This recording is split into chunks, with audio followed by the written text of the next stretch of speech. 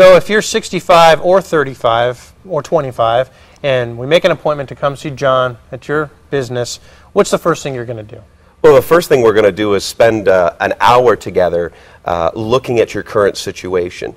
There wouldn't be any ostrich approach. There's no ostrich approach. The head's coming out of the sand. Like we're going to kind of look at your accounts today, see where they are, understand where you stand. Then we would probably have you come back. During that time, we might ask you to create a budget. You're not going to send people out of your office and say, nope, not going to work for you. You're just in too much trouble. We can't help you. Well, we can't really make that assessment in the first meeting. That's I mean, some people do. Yeah. Don't get me wrong. I guess I've seen that out in the marketplace. But really what we've got to do is kind of learn about you. Then we would have you come back. During that time while you're gone, maybe you're doing a couple things like creating a budget, and we're doing an analysis of your current situation. Where then we have you come back and share with you the results of where you're at. And, during that first meeting, we also got an understanding of your goals, what you're looking to achieve. So when we understand your goals and we do the analysis, we can then find out, hey, do my goals meet the path that I'm going on? Right. And that's really the key to good investing, because there's a lot of strategies out there, but if it doesn't match what you're looking to achieve, we shouldn't do it. Now, I imagine age is a huge factor, right? Because you're going to look at somebody that's wanting to retire within 10 years a lot differently than you're going to look at somebody perhaps in their 20s, perhaps in their 30s. Absolutely. I mean, that again is where the analysis part comes in.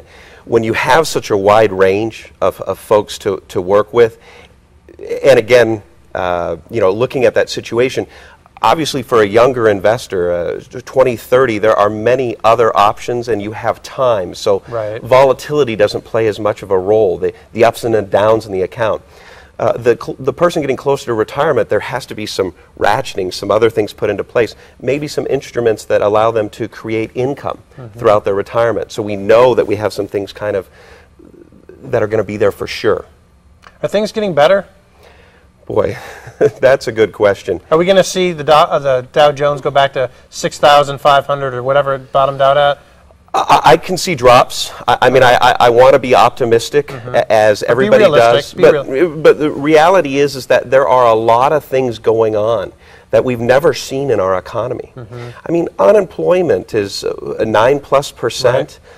And that's the figure that's put out there. There's a lot of other figures that could be even larger than that. So people are losing their jobs.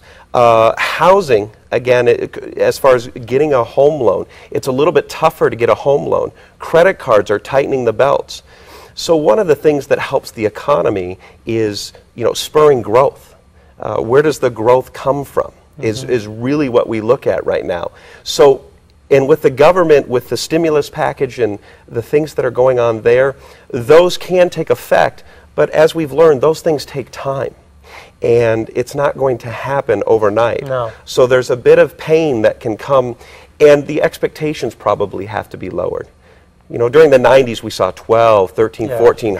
We saw accounts that had, there was a Van Wagner Emerging Growth Fund that had a 290% gain in 1 year. Those type of things are probably not going to happen in the near future. But perhaps those are the things that got us into trouble, as we're talking about the overextension, the overinflation. Right? Absolutely. I mean, and that's a difference in generations. If you look at a couple of generations, some of the older folks that I work with dealt close to the Depression and kind of the management of money. So they kind of saw the writing on the wall and realized that we can't get so tied into this. This younger or middle-aged generation came in and saw, hey, if I put money in this, it's just going to go up. I'll do this. I remember I had a friend who was taking his school loans, putting it in the market during the 90s, paying off his school loans and using the extra money to do whatever. Right. I mean, that was the mentality. It was. So we need a paradigm shift. We really do. 100%. We really have to get back to core savings. The country's savings accounts are increasing. We were at a negative level at one point. We are now, the country is saving money again. And this generation, I think now between the early 2000s and now 2008, they've been burned a little bit. So they have a better idea now from those lessons. Well, the lessons from our grandparents who, lived through the Depression is that, you need to save, you need to have a nest egg and everything else. And we're going to get into some real specifics after the commercial break. But it's not all doom and gloom, it sounds like. There are certain things that we can do, certain strategies that we might want to employ. And we're going to talk about those as Impact continues. Stay right here. We're talking with Jon Magoch.